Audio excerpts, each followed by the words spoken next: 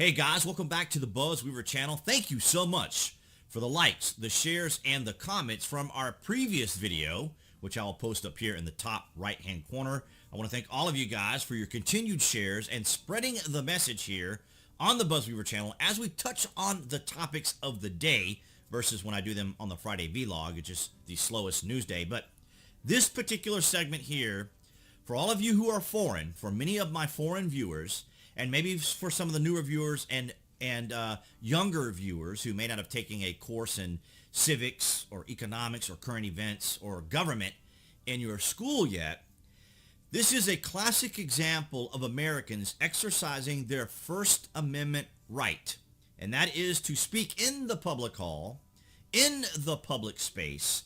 So this is a classic example of using your free speech. Unlike what some people say when it comes to my private business. Now, the "ma" is the kind of exaggerated emphasis there that is used in pop culture. Unless you are a baker like Jack Phillips, who we have covered here on the channel, who had to go all the way to the Supreme Court to defend his First Amendment right as a business, because he wasn't able to exercise his right, or was, and then had to go to the Supreme Court to defend it, as well as stationaries or wedding invitations that people create, as well as photographers and wedding planners. Here you see Arizona Supreme Court rules. Artists don't have to make LGBTQ wedding invitations because, of course, it is your speech. When you have to write something, or when you have to physically do something like make a cake with writing on it, or stationery cards where you're writing something, where you are the creative individual trying to then create this expression for another group, then that is the definition of impeding upon your speech as an individual. So these are kind of the examples that some people seem to overlook when it becomes convenient to them, because as we have talked about here, a lot of it is about outcome. It isn't necessarily about our Constitution or our Bill of Rights, but the outcome in rulings, what ends up happening after the fact. So like when we have a Republican president, the left and the progressives and Democrats want to shut that president down, as we saw with President Trump when he wanted to send out the National Guard to Portland and Seattle. They shut him down, said, no, balances of power. And now that Joe Biden's in office, it's all about, nope, Joe Biden, he can do whatever he likes, full power, executive order if necessary, do whatever he has to do. So here we have from Fox News, parents respond to Department of Justice school board statements, I am what a domestic terrorist looks like. So as we have covered here many times on the channel, if you're pro-American, if you're a Trump supporter, if you attend rallies where you are expressing your freedoms of speech, where you are following all of the procedures as part of expressing your speech, getting your permits and so forth, which is always interesting to get a permit to speak freely. But if you're doing that and the left sees it, the progressives see it, the woke see it, the cancel culture see it, you are a domestic terrorist. Why? Because you don't subscribe to their ideology. You're a threat. So we see here, the Justice Department is facing a wave of backlash as parents criticize its recent decision to investigate potential acts of violence against school boards across the country. Now, you see, when a rational, cogent person speaks up, speaks loudly, expresses themselves, stands up for themselves, the left, the woke, the cancel culture, the Democrats see it as violence, right? And this is why hate speech would never work in the United States, because we are so polarized, we are so tribal, that anyone who would support Trump would come out and say, pro-America, we support the flag, we support our troops, could be labeled as hate speech because they mention Trump, because they mention the flag. There's no mystery that the left despise our symbolism, despise our icons, despise, aspects of our country because they see it as an embarrassment to them. Things that can be used against them because they're Americans too. And this is the thing that people have to remember. So when foreigners talk about the United States, about, how they behave this way or that way or the other, they're talking about all Americans. And of course, the left always tries to exclude itself from any sort of scrutiny because they don't want to be held responsible for this. But as you can see here, I taped a message to the National Association of School Boards. I am what a domestic terrorist looks like. Question, am I what a domestic terrorist looks like? You owe parents an apology. Politely message them at the particular @ and then phone number and copy me.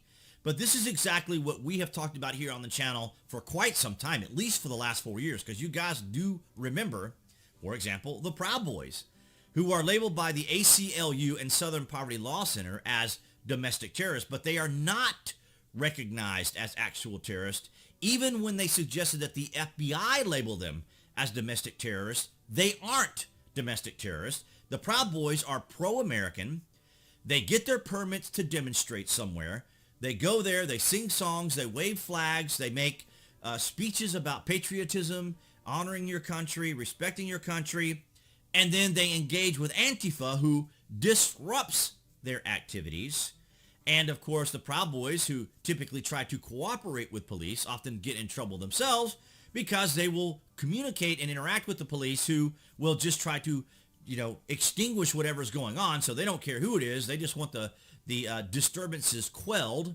So they'll end up arresting some of the Proud Boys in some occasions. But nonetheless, the Proud Boys, Patriot Prayer, and Oath Keepers are all targets of the left, all targets of the ACLU, targets of the Southern Poverty Law Center as domestic terrorists or far-right anti-government militia organizations. That's not what they are, not Oath Keepers. Oath Keepers are a Christian organization. Patriot Prayer, far-right group founded by Joey Gibson in 2016, is based in Vancouver, Washington, a suburb of the city of Portland. And of course, they come out just like the Proud Boys. They get their permits. They go and they speak somewhere where they're allowed to speak, and then Antifa comes after them. So we've always known that the left will turn anything or anyone they oppose, or they'll try to cancel anyone that they oppose and try to go against individuals. But as you can see here, parents take a stand against FBI crackdown on CRT opponents. So it's not just the vaccine mandate, but it's also critical race theory. Parents and politicians are slamming the Department of Justice decision to bring the FBI to investigate a spike in threats against school administrators. Now, I am not for making threats, conveying threats, or inciting, because that also is a perfect example of what isn't free speech. So threats, inciting, conveying threats, harassment, those sorts of things are not free speech. Lying, bribery, and what is the other one I'm looking for here? There's another aspect to it, but if you ever wondered what it is, look up what isn't free speech, and you will see, for example, like lying, of course, is not free speech. So these sorts of things are kind of common sense when it comes to what is or isn't free speech. So threats against school administrators, board members, teachers, and staff saying the Biden administration is likening their patriots of woke policies such as critical race theory as well as mandatory mask wearing to domestic terrorism. So if you oppose these things, and here's the thing that people need to pay extra special attention to because people have become too complacent. The Biden administration. A president is sworn to uphold the Constitution. And the Constitution may be a complicated document for some people because of the matters of interpretation or the Bill of Rights. But the basic premise, the simplest premise, is that our rights shall not be infringed. The Constitution and the Bill of Rights are specifically designed to ensure that government does not infringe upon our rights. And that includes speech. That includes us going to school boards, going to town halls, going to city hall, getting permits to speak in the public square. That's where our First Amendment lies. However, when your outcome or your speech does not fall in line with the left, does not fall in line with the woke, does not fall in line with cancel culture, they will come after you. And that, ladies and gentlemen, is wrong.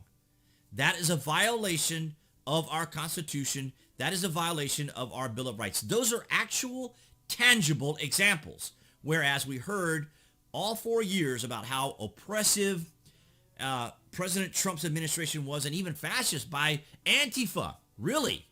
And here's Antifa. What's Antifa doing? Asking people where their papers are. They're out there actively promoting government authoritarianism by suggesting that people need to get their papers, which is, of course, that whole aspect of it could fall under the 14th Amendment, I suppose you could say, your protection to your right to your own privacy papers and effects. But the actual idea of having a vaccine card or having to have a passport is absurd and also not constitutional. So when it comes to the fact that the left doesn't like that people are opposing the administration or that the administration is being opposed, they want to send in the FBI as their backup. And as you will see in the Friday vlog coming up this Friday, we talk about how the IRS is also being weaponized, how the IRS is weaponized to go after political opponents. So you have a very, very authoritarian government by Joe Biden because, as we know, the establishment was going to make absolutely sure that Joe Biden was not going to be president, or President Trump was not going to be the president again, because the establishment was held back so that the country could actually prosper. And right now, the establishment is allowing the country to fall apart. Higher gas prices, higher retail prices, higher prices across the board, and higher taxes. We're seeing a collapse of our government. We're seeing on the horizon, we have recession, we have inflation coming. All this is because the establishment is trying to make up for its 4 years of losses. But the idea that Americans exercising their constitutional rights in the public square, that cancel culture or the Biden administration doesn't like, they are labeled domestic terrorists, like January the 6th, where the FBI themselves, who they're calling on right now, said there was no coordinated effort, but the Democrats continue to push in so much as to have people's social media investigated over this. Because what they want is they want leverage. They want things to hold over people's heads, just like with President Trump. They know, the Democrats know that they can't take down Donald Trump. No matter how much they pursue his taxes, no matter how much they try to sue him, no matter what they try to do, they're not going to take down a former sitting president or a current sitting president, because it's just kind of like our ingrained cultural processes, right? It's just something that doesn't happen. But they will continue to hold a cloud over President Trump's head. But the idea that parents expressing their concerns over critical race theory or over vaccine mandates is not an act of terrorism. I do condemn any sort of violence, any sort of threats. I think that's wrong, regardless of what it is. I know how angry people can be. And as Steve Bannon said on Timcast IRL, that it's going to be the parents that are going to turn this ship around. And maybe the same thing we'll see what we covered this week when it comes to the teachers in New York, the unions, the primarily blue states. But I thought this was a very interesting story. You are welcome to share this as you did with the previous video. I want to thank all you guys for that, and for all those who are new, as well as those who haven't maybe already. Below this video, you will find the various social media links to my social media, and the newest one is Float. If you guys weren't sure, it's called Float, F-L-O-T-E, Float, right here. You guys were kind of cute. Well, I just blocked it out, but you get the idea now. Float, right here. That is my newest social media. And of course, if you are watching this on YouTube, that will be the social or the channel icon appearing right there on the screen. You can click on that to subscribe, as well as indicate if you want notifications when there's content here on the channel. And I will see all of you guys in the Friday vlog.